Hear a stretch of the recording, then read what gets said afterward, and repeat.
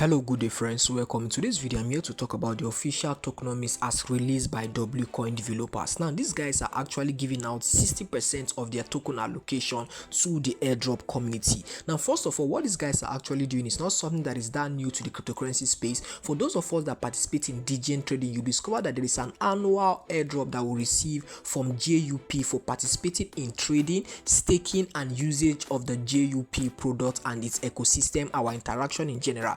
It's a form of retroactive and incentive airdrop. If you're interested in knowing more about that airdrop, please make sure you indicate in the comment section. I know there are different active users on this WCOIN and I want you guys to represent yourself with your country flag and drop your opinion as touching what you think about this allocation. Now in this video, I'm going to be talking about the pros and the cons because there is a disadvantage to this as well there is an advantage to this. Like I said earlier on, this thing that these guys are actually doing is not something that is new to the cryptocurrency space because we see it in Arbitrum and we see it in Optimism. Now first of all, the major concern I have here is that is there any effective mechanism that has been deployed by these guys to actually retain active participation of the recipients? What I mean by the recipients is that the community that are going to be receiving this token. Now first off, I want to even start with the disadvantage that is attached to this. If you are seeing my channel for the very first time, please make sure you like, you comment and you subscribe and you find your way down to my Telegram channel so you could participate in different token adoption. And I repeat again, I'm giving you guys this alpha that I want you guys to be consistent in, which is social value exp2. If you are consistent in it, in the year 2026 social value token is going to be worth around nothing less than $1. So you'll be glad that you are consistent. If you don't know of it, please make sure you find your way down to my Telegram channel so I can give you a link and a registration process so you can be consistent in it and you are participating. At least if that's the only airdrop that you are doing in the year 2026, by January that allocation is going to be given to you, you are going to be having nothing less than $1,000 based on social value use case. However, that is not what I'm here to talk about in this video. I'm here to talk about the allocation that they are giving to the community and how it affects and impacts the community itself and impacts the developers. First of all, like I said, is there any effective mechanism that has been deployed? I want you guys to interact in the comment section. Let me hear your own opinion and represent yourself with your country flag in the comment section.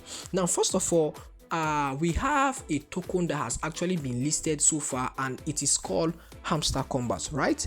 It is an airdrop that most people actually found funny because the allocation was not much based on the fact that there were high hopes. However, these guys actually deploy a form of mechanism whereby they have users engage in different form of Web3 gaming and they are being rewarded. So that is an example of a mechanism that is being deployed to ensure that the receivers of this token are going to constantly be participating and using and interacting with the ecosystem in general. So that's what I actually mean by effective mechanism, because most people might be like, okay, what do you mean by that? Please explain and break it down. So it's just that basic.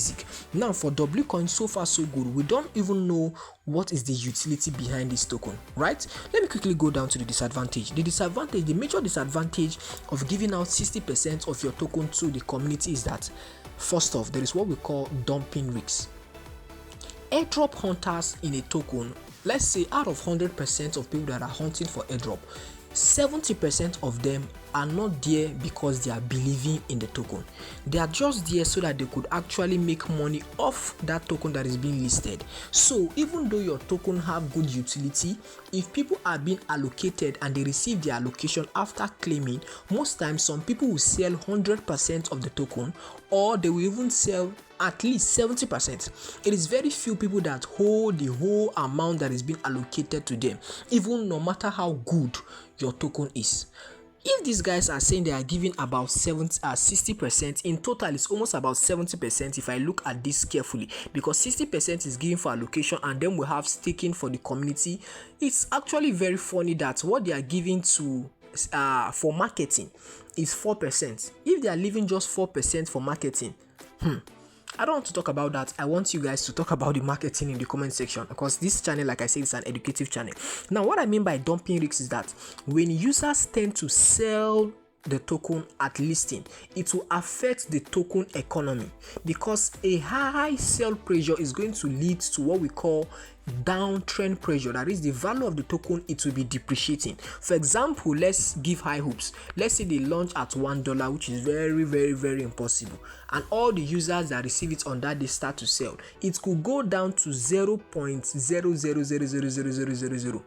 because of what the sell pressure. It is just a simple mathematics for you to understand. When people buy more of a token, it means that there is much more demand and the value of that token is going to increase. But when people sell more of that token, it shakes a lot of users' confidence, and what will happen is that the token price will tend to depreciate.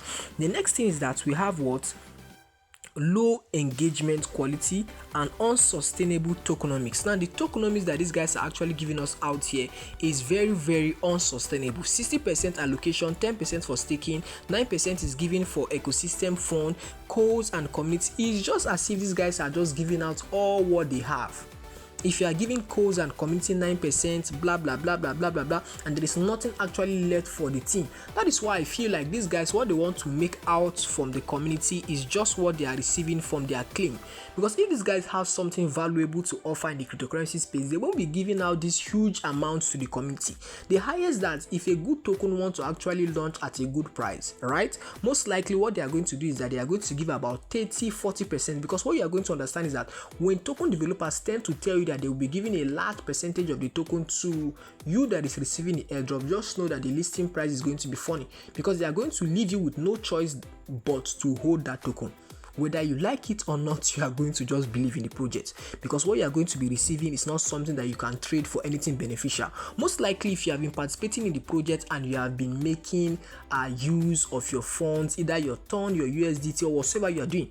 So anytime you see that token developers are telling you that the community are going to receive 70%, just be careful with your interaction. Now, what is the advantage? There is what we call a rapid user acquisition hype, perception of fair launch, bootstrap, network effects, and potential for retroactive loyalty. Let me just explain this in brief detail, because I want to end this video any moment from now. Now, if a token is giving out a large percentage to the community, such as what we have for JUP token that is being given for those people that are participating in degen trading and effective, and it's a form of retroactive, it is going to boost what we call rapid user acquisition, because people are going to be interested more in using that product. Now, JUP is a token, it's like a website whereby you can actually trade Solana meme coins on Solana blockchain. You understand? So that those guys actually have a use case. However, WCOIN, if you say you are giving out 60% and there is no actual use case other than this just being a digital currency, and okay, what's the use case of WCOIN? Do you understand? If there is a use case that I don't know of, please make sure you tell me in the comment section, because like I said, I've seen a lot of people actually effectively participating in this. If there is a use case I don't know of, tell me of it, because I don't know how these guys are going to achieve rapid users acquisition. There is going to be a hype, which there is already a hype already. Maybe those people that are participating in India, participating in Pakistan, participating in other countries. I don't know the use case currently. If you know the use case, indicate in the comment section.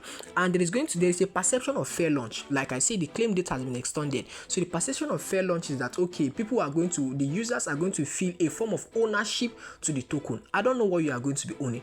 Are you going to be owning dust, or are you going to be owning premium dust? I'm not actually critiquing this, but this is actually a red flag. It's a red flag because there is no utility that is backing this project. And what these guys are demanding is day in, day out, they are demanding for TON. I'm just going to end this video this way, so let's discuss in the comment section. Let me hear your own view. Thank you for watching. Please make sure you are subscribed down to my Telegram channel.